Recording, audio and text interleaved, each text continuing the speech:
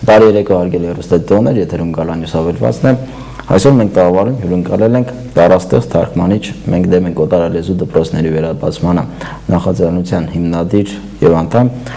Ռուբեն Թարումյան։ Բարի երեկո։ Բարի երեկո։ Վերջերս անցած շաբաթ ավելի կոնկրետ տեղի ունեցավ մի այսպես նախադեպը չունեցող մրցանակաբաշխություն Հայաստանի պատմության մեջ, որի անունը օտարալեզություն էր, եւ մրցանակներ հանձնվեցին համապատասխան մարդկանց, եթե չեմ սխալվում, առաջի տեղը զբաղեցրել էր Սերժ Սարգսյանը, երկրորդը Տիգրան Սարգսյանը, վարչապետ, եւ երրորդը այն 69 պատգամավորները, որոնք կողմ էին քվեարկել օտարալեզու լեզվի մասին օրենքում փոփոխությունների կատարմանը։ Պարոն Թարումյան, նախ ներկայացրեք մրցանակաբաշխության այն չափորոշիչները, որով ընտրվել են մրցանակակիրները, այսպես ասած, եւ ինչով էր պայմանավորված այս փուլում նման մրցանակաբաշխություն կազմակերպելու հանգամանքը։ Շնորհակալություն։ Նախ եւ առաջ ես ուզում եմ ուղղակի ճշտում մտցնել, որ ես ընդհանրապես հիմնադիրներից մեկն եմ շարժման։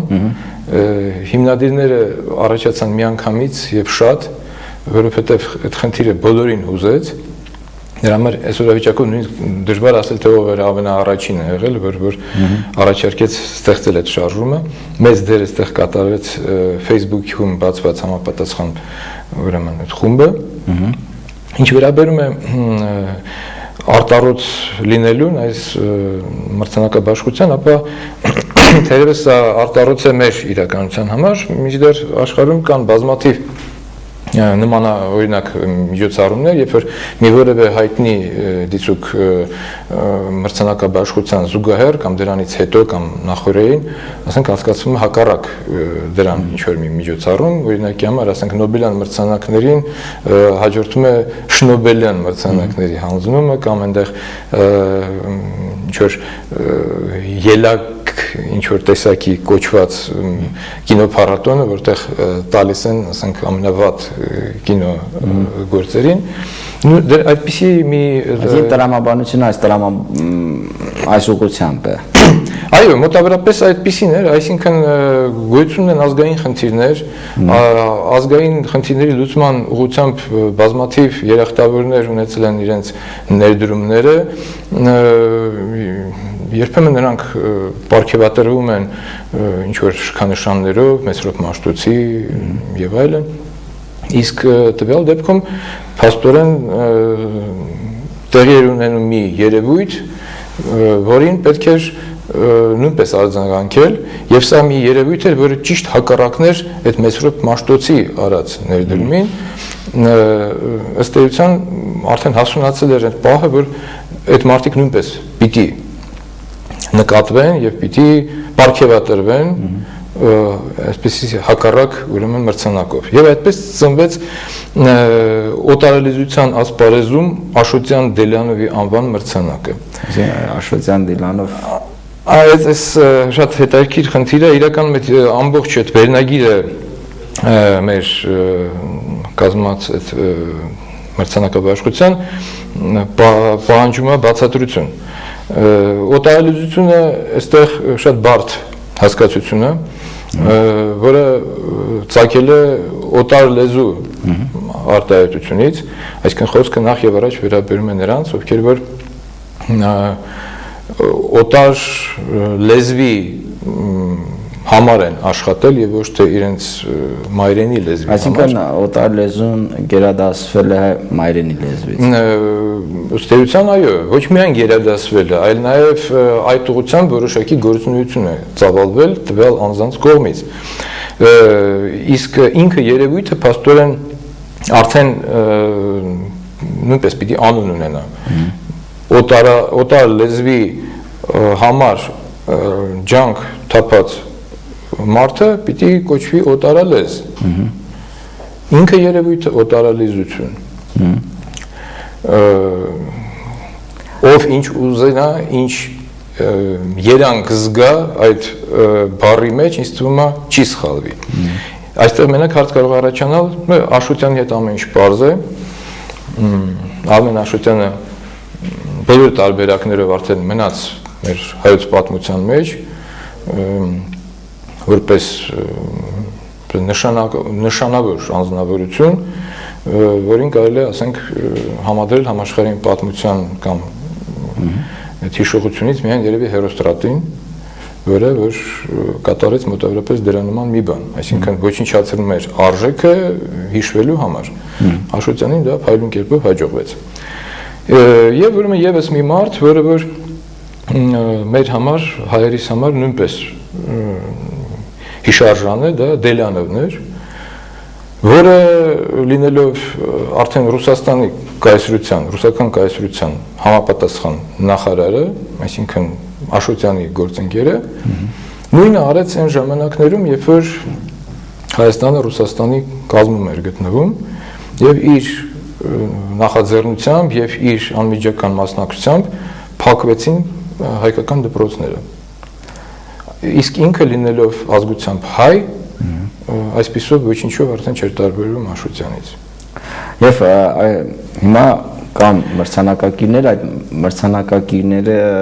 կարծեմ արդեն մրցանակները հասել է իրենց։ Մրցանակները, գիտեք ինչ, վաղուց էր այդ մասին ասվել, որ այդ մրցանակաբաշխությունը լինելու է, բազմաթիվ ուրեմն կարծիքներից ընտրվել էր 10 հոգու, ավելի ճիշտ 10 միավոր, այսպես ասենք, ինչ եմ ասում միավոր, որովհետև այստեղ կան նաև խմբակային, ինչպես նկատեցիք արդեն միավոր, դա տվյալ դեպքում օրինակ մեր պատգամավորների 69 պատգամավորներն են, ովքեր որ դիտվել են որպես մեկ միասնական, այսպես ասած, անձ, համախոհներ, ինչպես նաև Դիլիջան միջազգային դպրոցի հոգաբարձությունների խորհուրդը, որը նույնպես դիտվում է որպես մեկ միասնական անձ։ Այսինքն քվեարկությամբ են ընտրվել։ Այո, այդ ընտրվածներից ուրեմն ընտրվեց, այսինքն բազմաթիվներ շատ ավելի շատ են ցավոք սրտի նրանք, ովքեր որ կարող են արժանանային այս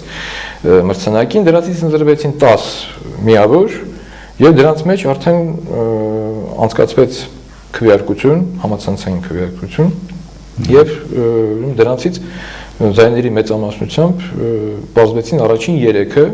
ինչպես արդեն նշեցիք, նախագահ, վարչապետը եւ 69 պատգամավորները։ Եվ իսկ մնացած 7-ին որոշվեց պարզապես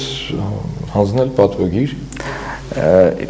Մնացած 7-ը կապ ունեն օրենքի ընդունման հետ, թե կապ ունեն ընդհանրապես օտար արժեքների տարածման։ Գիտեք ինչ, հիմնականում էլի լեզվի հետ, որովհետև նրանք այս կամ այն կերպ ի հայտ եկան հենց այս վերջին տարվա ընթացքում, այսինքն այդ իմաստով հանդես եկան, որտեղ առասարակ նրանցից շատերը հայտնի մարդիկ են, օրինակի համար այդ 7-նյակի մեջ առաջին տեղը զբաղեցնում է Արտաշես Գեղամյանը, որ հայտնի է որպես կուսակցական գործիչ, ազգային միաբանության կուսակցության առաջնորդ, որպեսզի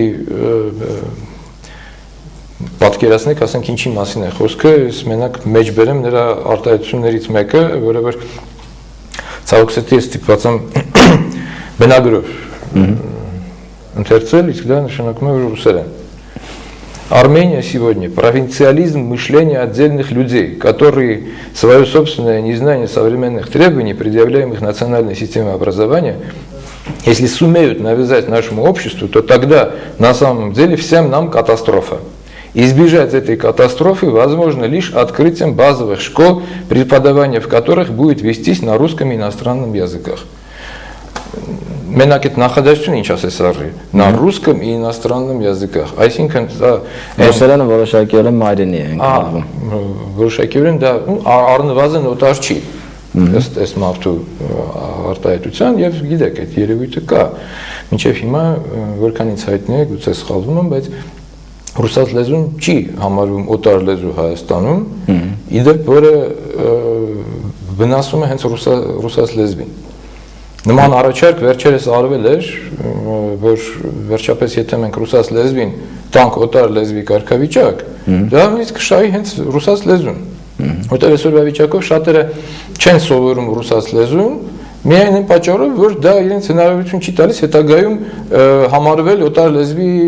իմացող։ Իսկ եթե այդպես լինի, մարդիկ կարողանան օրինակի համար գիտական ատենախոսություններ ուրեմն կազմելիս կամ եւ այլն ինչ-որ նման դեպքերում իրենց որպես օտարալեզու համարել ռուսերեն, ուսի իրանք շահագրգռված կլինեն սովորելու ռուսերեն։ Լավ, այս բարակայում հասարակությունը ինչպես արձագանքեց այս մրցանակաբաշխությանը, որովհետև այդ նույն օտարամոլությունը, եթե մի բառով այդպես ձևակերպենք, փաստորեն օտարամոլությունը այդ ամեն ինչը կարծես թե շատերի կարծիքով ներծծված է նաև հասարակության մեջ։ Գիտեք ինչ, հասարակությունը դրա համար հասարակությունը, որ նրանք կարող են լինել բազմաթիվ կարծիքներ։ Բայց ամբողջ խնդիրն այն է, որ հասարակության անունից խոսելու համար պետք է լուրջ փաստեր։ Այսօր վիճակով ամենալավ փաստը կարող է լինել վիճակագրությունը։ Բայց ոչ ոք դեռ չի ներկայացրել անկողմնակալ, համոզիչ ուսումնասիրություն, որը վկայեր հասարակությունում տիրող կարծիքների մասին։ Իսկ եթե մենք փորձենք տեսական մոտեցումներով պարզել դա, ապա կարող ենք միանշանակորեն ասել, որ այս խնդիրը օտարալեզու դպրոցների ստեղծումը որևէ կերպ չի կարող բխել մեր հասարակության հիմնական զանգվածի ցանկություններից շատ պարզ պատճառով, որովհետև մեր երկիրը արդեն 20 տարուց ավել անկախ երկիր է, մեր երկրում եղել է ուրեմն արդեն 20 տարի ուսուցման լեզուն հիմնականում հայերենը եւ աճել է մի սերունդ, որը որ պարզապես չի պատկերացնում, թե ինչպես կարող է դպրոցը չլինել մայրենի լեզվով, իսկ նրանք ովքեր որ շատ հաճախ ավարտել են ռուսական դպրոցներ կամ որևէ այլ դպրոց ոչ ռուսական, թեև այս 20 տարուց առաջ նրանք կամ ներողություն ասում են կյանքը կամ կյանքից հեռացել են, կամ էլ թե չէ երկրից են հեռացել։ Շատ պարզ պատճառով, չգտնելով հարազատություն այս երկրի հետ, մասնավորապես հենց լեզվի պատճառով։ Իդեպ սա հենց պատճառներից մեկն է, թե ինչու ենք մենք պայքարում հանուն հայոց լեզվի, որովհետև եթե մարդը տիրապետում է արդեն փոքր իր տարիքից օտար լեզվի, իրեն արդեն ձգում է դեպի այդ երկիրը, այդ կարողների լեզուն։ Լեզու եւ ազգ հասկացությունները անբաժան են։ Այսինքն այստեղ մշակութային եղեռնի մասին է խոսքը։ Իհարկե, ես կասեի ավելին, հենց անմիջական ազգային եղեռնի, որովհետեւ իմ հաստատ համոզմամբ ես դա կարող եմ որոշ դատողություններով նաև ապացուցել, պարզապես այս զրույցի ձևաչափը եւ հնարավորություն չի տա այդ բանը անելու, որ լեզու եւ ազգը դրանք ըստ էության նույնական են։ Եթե նույնիսկ մենք խոսում ենք ինչ-որ այլ բաղադրիչների, կրոնի, բնակության վայրի, կենցաղի եւ այլն, ապա քանի որ այդ ամենը այս կամ այն կերպ արտահայտվում է լեզվի վրա, կարելի ասել, որ մենք կարող ենք դրանք առասակ չդիտարկել կրոնը, բնակավայրը եւ այլն, խոսենք միայն լեզվի վրա, լեզվի մասին, որովհետեւ ներդրենք խոսքը վերաբերում է քրիստոնեությանը, քանի որ հայերը քրիստոնյա են, իրենց մեջ մտել է արդեն բառապաշարի լեզվի մեջ մտել է քրիստոնեական մտածելակերպը։ Նշանակում է մենք հիմա կարող ենք խոսել միայն լեզվի մասին, արդեն կարևոր չի կրոնը։ Նույնը հայ պոետը բանաստեղծը գրել է լեռների մասին, մեր ժայռերի եւ այլն, այսինքն մեր բնակավայրը նույնպես արտահայտվել է լեզվի մեջ։ Լեզուն դա ազգն է, նշանակում եթե մենք սպանում ենք լեզուն, մենք սպանում ենք ազգը։ Լավ, այս դեպքում եթե այդ գործընթացները սկսեին կամ նախաձեռնեին ուժեր կամ, չգիտեմ, կառույցներ, որոնք պետական ապարատի մեջ այդքան բարձրաստիճան դիպ չեն զբաղեցնի, ես կհասկանայի, բայց այս դեպքում խոսքը գնում է Հայաստանի Հանրապետության նախագահի մասին, վարչապետի մասին եւ խորհրդարանի մասին, որոնք համարվում են պետության գլուխը եւ որոշիչ են նրանց վերաբերմունքը լեզվի առումով։ Ինչով է, ըստ ձեզ պայմանավորվում, միթե այս մարդիկ չեն գիտակցում խնդրի խորությունը եւ ինչ խնդիր են լուծում ի վերջո նման վերաբերմունքով այստեղ իշխանության պահպանման հարց են լուծում չգիտեմ Հայաստանի պետականության պահպանման կամ ինձ համար անհասկանալի է լուծվելիք խնդիրը Գիտեք ինչ, կան տարբեր տեսակետներ, որոնք փորձում են բացատրել այդ երևույթը, որովհետև պետք է ասել, որ այդ երևույթը Հայաստանի համար երևի թե եզակի է, աշխարհում նման բան չի եղել, որպեսզի պետությունը իդեմս իր կառավարության, ասենք, փորձի մտցնել օտար լեզվի, ուրեմն հիմնական կրթություն երկրում։ Ուրիշ բան, որ կան դեպքեր, երբ որ աստիճանաբար, ասենք, լեզվափոխություն է տեղի ունենում երկրում, ենթադրենք դրան եւ նպաստում են ինչ-որ ուժեր, բայց դա հետո վերջին, ասենք, որպես կատարված փաստ է դիտվում, ասենք, օրինակ համար եղել է օրինակ Ֆիլիպիններում, երբ որ սկզբից իսպանական նվաճումների արդյունքում այդ երկիրը կամաց-կամաց մոռացավ իր բնիկ լեզուն եւ անցան իսպաներենի, հետագայում ամերիկյան ուրեմն ազդեցության ուժեղացման արդյունքում իրենք կամաց-կամաց մոռացան իսպաներենը եւ այսօրվա վիճակով այնտեղ հիմնականում խոսում են անգլերեն։ Բայց հատուկ որպեսզի դա որոշվի, որ դա պիտի մտցվի օտարալեզու կրթություն, նման բան չի եղել։ Հակառակը եղել է, որ մի որևէ երկիր պարտադրել է, ինչպես մենք ասեցինք մեր այս Դելանովի հետ կապված, որին դրեցինք այս Սա հենց նույն մեդալն է, որ Այո, սա հենց այդ պատկերն է, սա այսպես կոչված հակառակ երրորդություն է կազմում մեր նկարիչը ուրեմն կարողացավ Սաշան ստեղծել շատ խորիմաստ մի հորինվածք, այստեղ Դելանովն է կրտսեր եղբայր կամ որպես որդի, ոնց որ հայր, որդի եւ գանգը խորհրդանշող ուրեմն մահը, այսինքն հակառակ երրորդություն, որոնք որ միասին փաստորեն նպաստում են ոչնչացմանը, մահվան են տանում,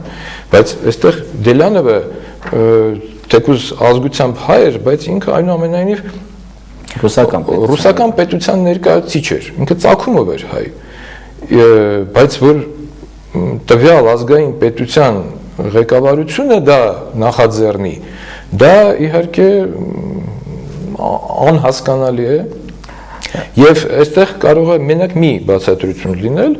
որ դա իրենք արել են ճնշման տակ։ Ես չեմ կարող այլ բան ուղղակի ենթադրել։ Լավ, ես ներկայացնեմ կառավարության տեսակետը ինչքանով ինձ հայտնի է մամուլից, նրանք նշում են, որ նման փոքր թվով օտարալեզու դպրոցների բացումը, այստեղ միայն ռուսերենի մասին չէ խոսք, այնտեղ կա անգլերեն, նույնիսկ թուրքերենի մասն է խոսում, չի։ Բնականաբար։ Որևէ էական խնդիր չի լուծելու լեզվի ոչնչացման առումով, եւ հասարակության շատ քիչ փոքր մասն է օգտվելու այդ դպրոցներից, որը բնականաբար չի կարող անդրադառնալ ամբողջ հասարակության վրա։ Դե գիտեք ինչ, ինքը հենց հարցադրումը արդեն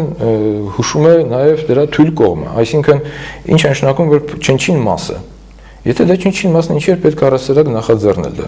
հետևաբար ենթադրվում է, որ չնայած դա չնչին մասն է, բայց շատ կարևոր մասն է լինելու,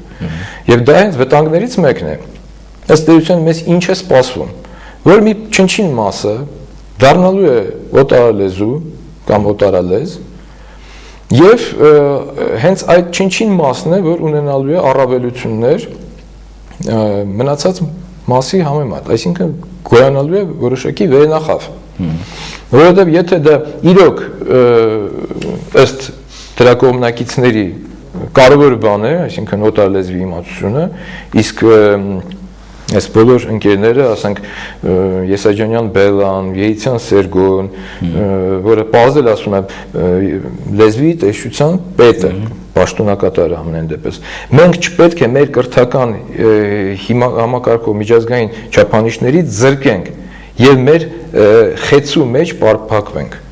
Այսինքն հայերենով հնարավոր չէ միջազգային։ Այո, այսինքն այս մարդկանց կարծիքի հայերենի դեպքում մենք միայն հայերենով կրթվելու դեպքում մենք չենք կարողանա ուրեմն դուրս գանք միջազգային ասպարեզ, մեր խեցու մեջ պարփակված կլինենք, այսինքն նրանք ովքեր որ դուրս կգան, նրանք առավելություն են ունենալու եւ բնականաբար մնացածները պիտի դրանց հետևեն։ Նրանք լինելու են վերնախավ, սերուցք, իսկ մյուսները պիտի երկուսից մեկը կամ հաշտվեն իրենց երկրորդական կարգավիճակի հետ, կամ ձգտել հասնել նույն աստիճանին։ Այսինքն պիտի առաջանա շարժում դեպի օտարալեզու դպրոցներ։ Այսօրվա վիճակով իրենք ասում են, թե մենք սահմանափակում ենք այնտեղ 9 թե 11 դպրոցով, բայց դա սխալ է։ Այսինքն պահանջարկը շատ հնարավոր է։ Այո, եւ աղը եթե հանգարց պահանջարկը մեծանա, իսկ եթե ձևավորվի վերնախավ, բարձր ցանկացած մարդ ուզելու է որ իր երեխան նույնպես վերնախավին մոտենա, ուրեմն պահանջարկ կառաջանա եւ այստեղ կպարզվի որ կառավարությունը իրավունք չունի արգելելու դա։ Գոնե այն պատճառով, որ գոյություն ունեն միջազգային պայմանագրեր, մասնավորապես կրթության ոլորտում խտրականության բացառման մասին համաձայնագիրը, որը ստորագրել է նաև Հայաստանը, ըստ որի պիտի բոլորը հավասար իրավունքներ ունենան կրթություն ստանալու։ Այսինքն վաղը միսուր պարզապես 11-ը կդառնա 21, 21-ը կդառնա եւ այլն, այդպես կկաչի այնքան, որ արդեն էական մասը բնակչության կհաճախի օտարալեզու դպրոցներ։ Թեև այդ օրենքը ընդունվեց, այսինքն փոփոխությունները լեզվի մասին օրենքում, սակայն համենայն դեպս ստատելով մամուլում տեղ գտած արձագանքներից կարծես թե գործնականում չի կիրառվում կամ ես նման փաստի տեղյակ չեմ։ Գործնականում արդեն ինչ որ քայլեր ձեռնարկվել է, թե արդեն իրենք են հասկացել, որ սա տարբերակ չէ։ Չէ, չեմ կարծում, որ չեն ձեռնարկվում քայլեր կամ էլ իրենք ինչ-որ բան են հասկացել, նախ սկսենք Դիլիջանի դպրոցից, որտեղ որ նախատեսված է, որ կրթությունը լինելու է անգլերեն, դա արդեն որոշված բան է, դա շարունակում է դրա ստեղծումը, կառուցումը։ Մյուս կողմից գոյություն ունեն մեզ մոտ նաև այլ լեզուներով գործող, ֆրանսերեն գործող դպրոցներ, գոյություն ունի շուրջ 40 դասարան, ռուսական դասարան, հայկական դպրոցներում, այսինքն դրանք մի տեսակ քողարկվում են հայկական դպրոցի այդ տանիքի տակ։ Այսինքն պետբյուջեից ֆինանսավորվում են այն դասարանները, որտեղ առաջի դասարանից սովորեցնում են ռուսերեն կամ անգլերեն։ Այո։ Եվ ինչն է ամենացավալին այստեղ։ Ցավալին նա է, որ այդ դասարաններ հաճախում են ոչ միայն ռուսները, որովհետև ենթադրվում էր, որ այդ դասարանները իդեպ 90-ականների սկզբում, երբ որ ըստ նոր լեզվի ուրեմն օրենքի թույլատրվեցին մի շարք ռուսական դպրոցներ, դրանք թույլատրվել էին ռուսների համար, ծագումով ռուսների, եւ դա բնական էր։ Այն ժամանակ խոսում էին 4 դպրոցից Երևան քաղաքում, բայց հետագայում պարզվեց, որ այդ դպրոցներ սկսեցին ընդունվել նաեւ հայեր, տարբեր պատրվակներով։ Ասենք մարդը Ռուսաստանից է վերադարձել, երեխան այնտեղ առաջի երկրորդ դասարաններն է գնացել, ըստ կարգի 1 տարի հետո ինքը պիտի տեղափոխվի արդեն հայկական դասարան։ Ցավոք նրանք շարունակում են սովորել այդ ռուսական դասարաններում եւ դրանք սկսում են ընդլայնվել։ Երբեմն դա պարզապես հպարտությամբ են խոսում, օրինակ Չեխովի դպրոցի կայքում կարող եք կարդալ, այնտեղ գրված է, որ վերջապես Փառք Աստծո, ուրեմն ռուսական դասարանները մեր ստեղծված են եւ այլն։ Ես կասեմ ավելին, իմ հաստատ համոզմամբ ռուսական դպրոցում բացի ռուսից ոչ ոք չպիտի սովորի։ Այսօրվա վիճակով այնտեղ շատ հաճախ ընդունում են նաև ասորիների, եզդիների, հույների, մինչդեռ իմ հաստատ համոզմամբ, եթե ասորին չի ուզում սովորել հայերեն, այսինքն պետական լեզու, ինչ պիտի որ բնական լիներ։ ինքը իրան մնում է միակ տարբերակը սովորել ասորական դպրոցում։ Փառք Աստծո, մեր պետությունը չի արգելում, որ եզնին սովորի եզդիերեն, ասորին ասորերեն, ինչի պիտի ասորին սովորի ռուսական դպրոցում։ Տարօրինակ։ Այժմ զրույցը ընդհատեն գովազդով, գովազդից հետո վերադառնանք գովազդ արգել հեռուստատիտողներ։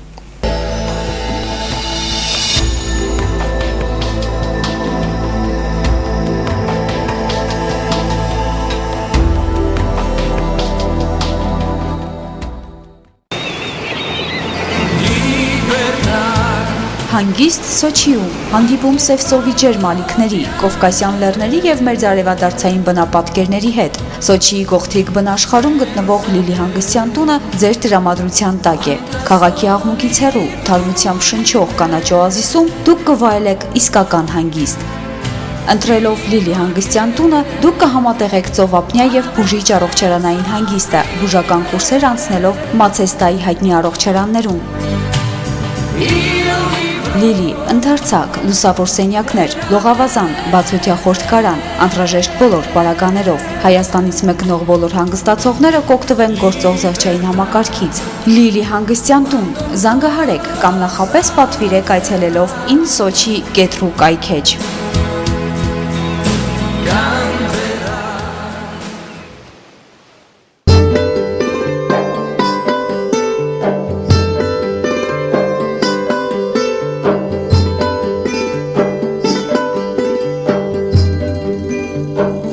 Իսկական ցեյլոնյան թեյ Իմպրա, հիմա արդեն 20+5 ակցիայով։ Իմպրա, ավելին քան երբևէ։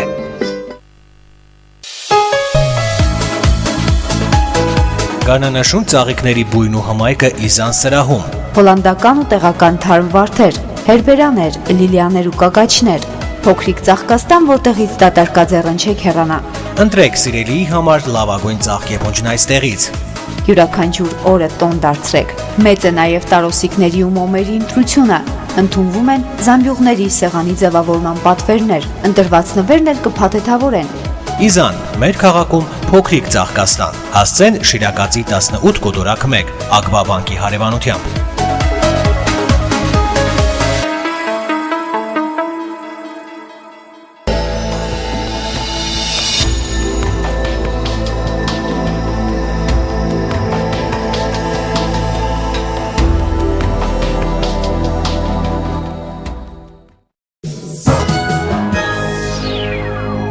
Արգել հեռուստադիտողներ, շարունակում ենք զրույցը Ռուբեն Թարոմյանի հետ։ Պարոն Թարոմյան, այս դեպքում խոսք գնաց այս ամբողջ գործընթացի մասին, առայն որ շատ դեպքերում հայրենը խնդիրներ ունի հենց Հայաստանի ներսում, նամանավանդ ուսուցման առումով եւ ազգաբնակ հայրենին տիրապետելու առումով, որովհետեւ հիմա շատ դեպքերում թե հեռուստաեթերից, թե տարբեր հասարակական վայրերում, երբ լսում ես հայրենը, դա շատ դեպքերում որևէ կապ չունի, չասեմ գրական, սակայն այդպես ասենք նորմալ հայրենի հետ։ Դուք ինչ եք գտնում հայրենի կրթելու որակը բարձրացնելու համար, ինչպիսի քայլեր պետք է ձեռնարկել եւ արդյոք նման խնդիր կա, ի վերջո միգուցե սուբյեկտիվ եմ։ Չգիտեք ինչ, հայոց լեզուն իրոք այսօրվա վիճակով խնդիրներ ունի, նույնիսկ եթե մի կողմ դնենք այս տխուր օրինագիծը, այսինքն արդեն օրինագիծը չի, օրենքը, որտեղ իրենց հաջողվեց անցկացնել սա խորհրդարանով, բայց նույնիսկ եթե սա չլիներ, մենք այս շարժման կողմնակիցներս կամ անդամներս շատ քաջ գիտակցում ենք, որ իրոք խնդիրներ կան։ Շատերին թվում է, թե այսինքն մեր հակառակորդներին, թվում է, թե ովքեր որ հայոց լեզվի կողմն են կամ օտարալեզու դպրոցների բացմանը դեմ են, նրանք առաջարկում են, որ մենք խոսենք միայն հայերեն եւ ըստ էության, ասենք, փողոցային հայերենով, էլի։ Բնականաբար այդպիսի բան չկա։ Բնականաբար մենք գտնում ենք, որ մենք պիտի նախ եւ առաջ զարգացնենք հայերենը։ Ինչն է հետաքրքիր, որ հենց օտարալեզուների կողմնակիցները հենց շատ հաճախ այդ փողոցային հայերենի կրողներն են։ գուցե իրանք անկեղծ են իրենց այդ մոդելության մեջ, իրենց թվում է թե հենց դա է հայերենը, դրանք նախընտրում են բնականաբար մի որևէ այլ լեզու։ Ես ուզում եմ իրենց ուղղակի տեղյակ բերել, որ գոյություն ունի նաև այլ լեզու, հայերեն, գրական հայերենը, որը չափազանց հզոր եւ ճկուն լեզու է, որ չնայած այս ամբողջ ճնշման, որ այսօրվա վիճակով որի տակ գտնվում է հայոց լեզուն, եւ սուբյեկտիվ եւ օբյեկտիվ ճնշման տակ, օբյեկտիվը ես նկատում եմ երկրի աշխարհի մշակույթի սրընթաց զարգացումը, որին մենք որպես լեզու պիտի կարողանանք արձագանքել, այդ մեծ ճնշման հանդերձ մենք կարողանում ենք ոնց որ ասում են կյանքի հետևից հասնել։ Այսօրվա վիճակով հայոց լեզուն ապահովում է մեր ազգի զարգացման կամ գործունեության բոլոր բնագավառները, սկսած արվեստը, վերջացրած գիտությամբ եւ քաղաքականությամբ։ Այսինքն որևէ եթե կներեք դատելու համար, եթե նայում ենք ձեր նշած բնակավարներին, մենք այնտեղ ընդհակառակը հանգում ենք ապրում, թե քաղաքական մշակույթի առումով, թե արվեստի առումով, կարծես թե մեկը մյուսի հետ պատճառահետևանքային կապով կապված է։ Գիտեք ինչ, ամբողջ խնդիրը հետևյալն է, որ կա հասարակության մեջ շրջաններ, անձինք, ովքեր որ կարող են պահեն հայոց լեզվի մակարդակը ամենաբարձր մակարդակը եւ այդ մակարդակով գործածեն այն իրենց կյանքում շատ հաճախ նույնիսկ առօրյայում եւ ոչ միայն աշխատանքում, բայց կան եւ այնպիսիներ, որոնք որ չեն կարողանում հաղթահարել այդ դժվարությունները եւ հենց հայոց լեզվի արժեվ կանգնած խնդիրներից հենց դա է, որ ամենահիմնականը մենք կարողանանք զարգացնենք այդ լեզուն։ Այսօրվա վիճակով լեզուն զարգանում է առանձին անհատների ջանքերով։ Առանձին անհատներ ստեղծում են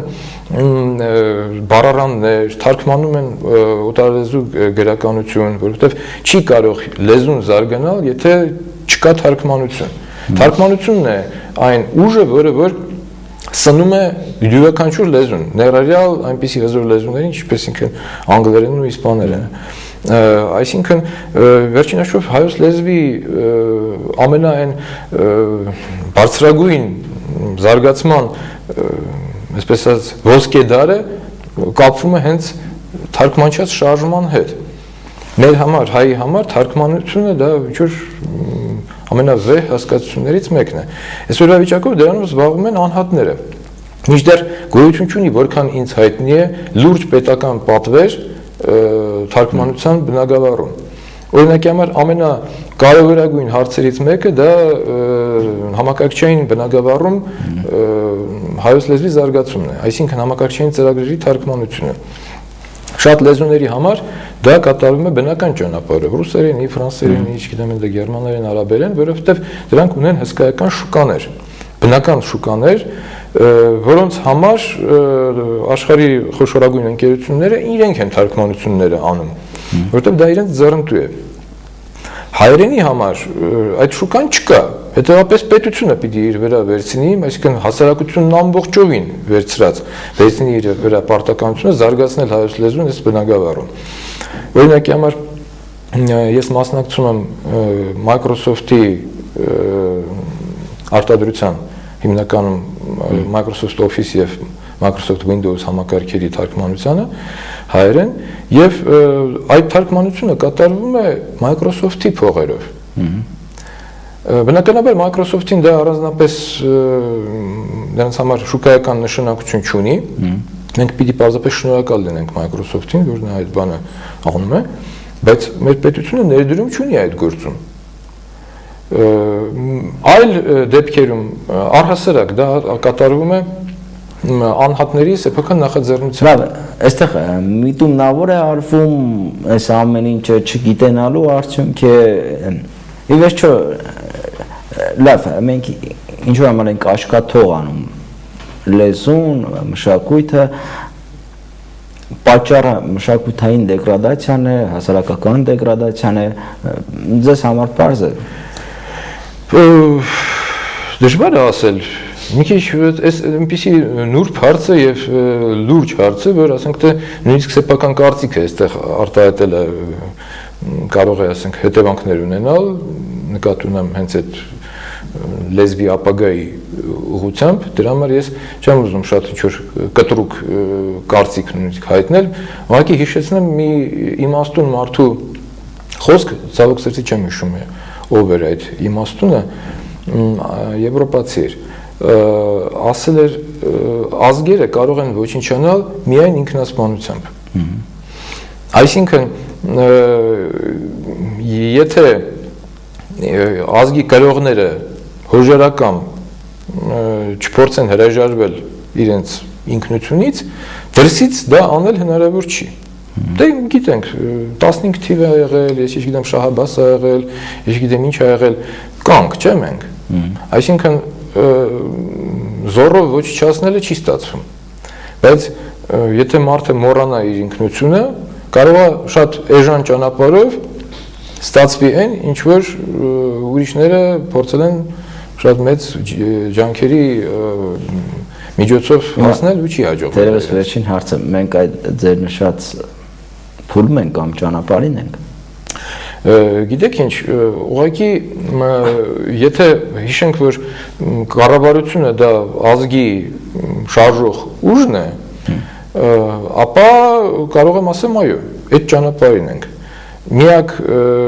հույսը այն է, որ ազգը ինքը չի ընդունի ի վերջո դա, այսինքն չի ընդունի այդ կառավարությունը, չի ընդունի այդ ուղին եւ ըստ իմ այն հաշվարկների տոկոսային հարաբերության, որ սկզբում խոսեցինք, իմ հաստատ համոզմամբ օտարալեզու դպրոցների եւ օտարամշակույթ զարգացման կողմնակիցների թիվը Հայաստանում չի կազմում ավելին քան 10-ից 15%-ը։ Պարզապես նրանց ձայնը այսօր ավելի լսելի է եւ իրենց ձեռքում կա իշխանական լծակ։ Ես հուսով եմ, որ այդ լծակը վերանա, նրանք կարող են արդեն լրիվ մոռանալ իրենց հույսերը։ Շնորհակալություն, մեր ժամանակը արդեն սպառված է։ Հարգելի հեռուստադիտողներ, հիշեցնեմ, որ այսօր մենք ընկալել էինք դարաստեղծ թարգմանիչ Ռուբեն Թարումյանի ստեղծությունով ամենայն բարիք։